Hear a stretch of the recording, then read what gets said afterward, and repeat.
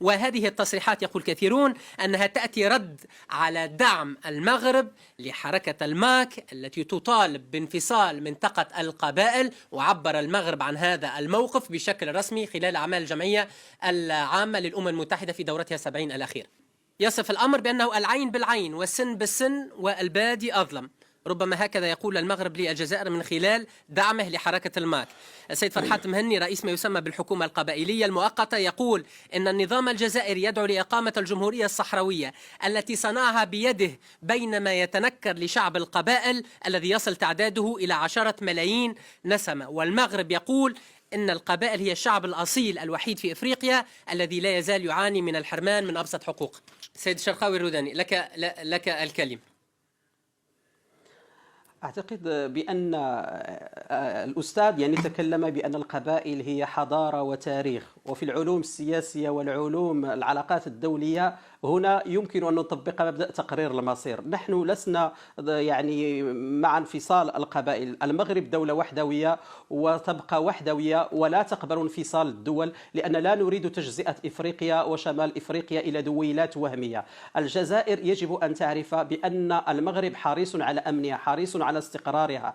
نحن اليوم نعيش إرهاصات حقيقية على المستوى العالمي، على المستوى الأمني، على المستوى الاقتصادي. الجزائر اليوم مطالبة بمراجعة أوراقها، بالرجوع إلى الرشد، ولا يمكن أن نرشق يعني بالحجارة وأنت بيتك من زجاج. اليوم يعني هذا هو المشكل الحقيقي لدى الجزائر. هل اليوم عندما تذهب الجزائر في هذه المقاربة غدا يعني ستقبل بداعش لكي تقرر مصيرها في سوريا وفي العراق أو في دول؟ ونعرف داعش لها امتدادات في دول في شمال إفريقيا، وجنود الخلافة موجودة في الجزائر. الآن الجزائر لها إرهاصات أمنية قوية خطيرة، لها حدود مع النيجر، حدود مع موريتانيا، حدود مع مالي. الجزائر هو البلد الوحيد المستقر في هذه المنطقة. التعايش والتكامل وخلق مجتمع الرفاهية لمجموع شعوب هذه المنطقة. شعوب المنطقة تأكل التي هي دعاية الدول الفاشية، الدول التي تريد احتلال المناطق بطريقة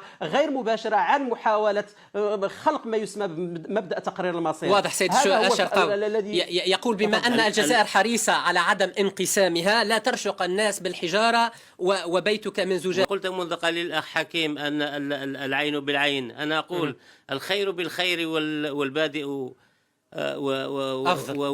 أفضل، والشر بالشر والبادئ أظلم. الجزائر لم تظلم المغرب في شيء، بل وقفت وقف الوسيط ويجب أن تحل هذه الأزمة في أقرب الآجال، لأنها ضيعت الوقت وضاع الوقت كثيرا لشعوب هذه المنطقة من أجل ازدهارها وتقدمها. وما نأمله حقا، ما نأمله هو أن يكون هناك حوار حقيقي بين الصحراويين وبين الأشقاء المغاربة من أجل حل هذا النزاع. سيد الشرقاوي الروداني، الكلمة لك الآن قبل أن أطرح سؤالي الأخير عن زيارة روس والمأمول من هذه الزيارة. تفضل في تعقيبك على ما قاله السيد محمد الخروف الآن. جميل ما قاله الأستاذ عندما تكلم عن الوحدة المغاربية وعن تكامل الشعوب يعني، ولكن أعتقد بأن يعني الحل ليس في كلماته العاطفية. الحل بيد من يتحكمون اليوم في الجزائر، الذين لهم عقيدة أمنية وعقيدة عسكرية وعقيدة سياسية، ومن يريدون يعني خلق دولة وهمية يعني ربما قد تكون بداية الاندثار والتفكك وخلق الأزمات ليس في شمال إفريقيا ولكن في منطقة الساحل الإفريقي ودول جنوب الصحراء. جوابنا يعني في المملكة المغربية كان هو تنمية هذه المناطق وجعلها قطبا اقتصاديا وسياحيا وثقافيا، وجعلها منطقة رائدة في خلق نمو اقتصاد في اقتصاد يعني قوي لدول الساحل الافريقي ودول جنوب الصحراء. للاسف الجزائر لم تلتقط هذه الرسالة وذهبت في نهجها العدائي ضد المملكة المغربية، وكل من يعني يتعاطى بهذه المقاربة هم دول يعني التي يعني مآلها إلى الفشل كليبيا.